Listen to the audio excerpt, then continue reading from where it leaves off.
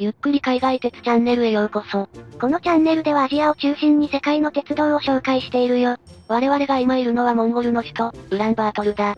今回は、モンゴル、ロシア間の国際列車に乗車するぜ。モンゴルとロシアは線路が繋がっているんだね。そうだな。モンゴルは中国とロシアの間に位置し、国道南北に走る鉄道は中ロ間の重要な物流ルートだ。貨物輸送がメインだが旅客列車も運行されており、モンゴル、ロシア間の国際列車は、モンゴルの首都ウランバートルとシベリアの中核都市イルクーツクを結んでいる。列車は週に2便あり、ウランバートルを出発するのは土曜と日曜だ。15時台にウランバートルを出発、深夜に国境を越えて翌日の7時にウランウで、15時にイルクーツクに到着する夜行列車だぜ。早速乗りに行こう。ウランバートル駅にはすでに列車が待機していた。綺麗な色の客車だね。モンゴル・ロシア間の列車は半分がロシア客車の編成、もう半分がモンゴル客車の編成で運行されており、今回乗車するのはモンゴルの編成である。この客車は2010年代に登場したウランバートル鉄道の新型客車で、ロシア鉄道の新型客車によく似たロシア製の車両だ。モンゴルの鉄道はソ連によって建設された歴史があり、機関などの規格はロシアの鉄道と同じだ。車両もロシアと共通の形式が多いぜ。ウェルカムトゥモンゴリアのロゴがいいね。列車にはサボが取り付けられている。日本のサボとは異なり金属のプレートで、車体に溶接されているぜ。なんて書いてあるのかな？キリル文字でウランバートル、イルフーと書いてあるな。イルフーはイルクーツクのモンゴル語での名称だぜ。客車は5両が連結されていて、すべて寝台車だ。夏の多客期には多数の客車が増結されるぜ。冬は閑散期なんだね。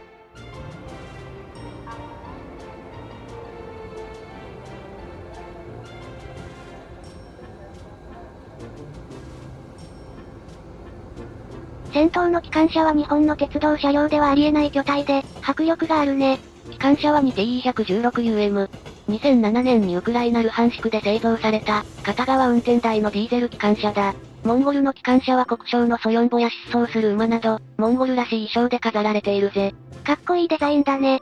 早速列車に乗り込もう。5両の客車はすべて一等車。個室寝台の車両だ。カーペットが敷かれていて高級感があるね。食堂車や車内販売はないので、出発前に駅のコンビニなどで食料を購入しておいた方がいいぜ。個室の中はこんな感じ。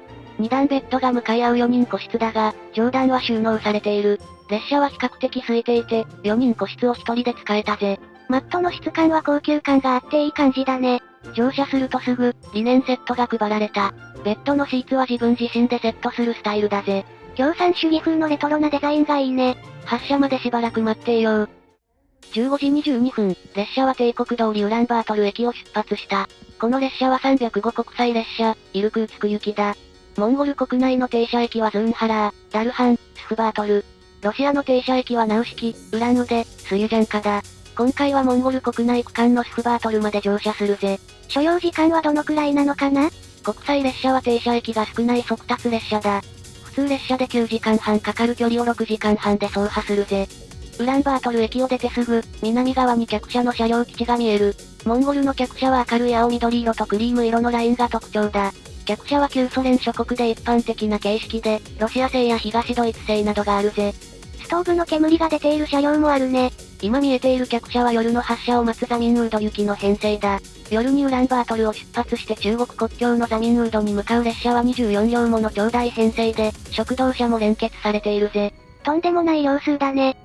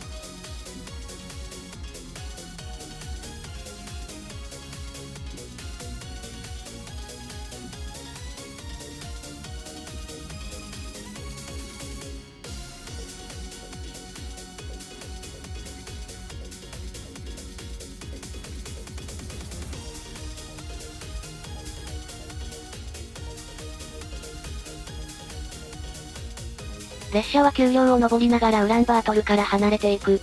市街地を出ると辺りは一面の草原となるぜ。しばし、モンゴル北部の雄大な風景をお楽しみください。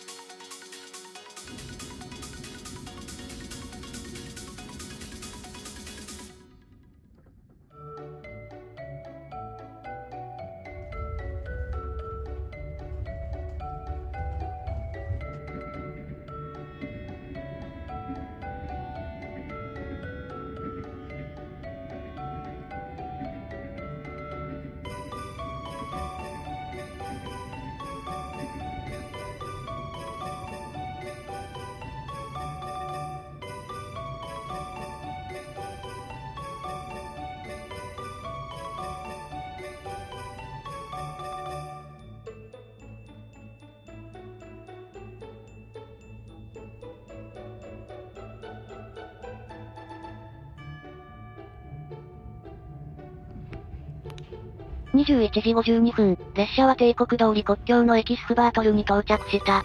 モンゴルの列車は遅れが少なく、大抵時刻通りに運行されるぜ。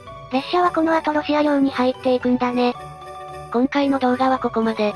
快適なモンゴルの国際列車、ぜひ乗車してみてほしいぜ。ご意見ご感想お待ちしております。高評価とチャンネル登録もよろしくね。それでは、ご視聴ありがとうございました。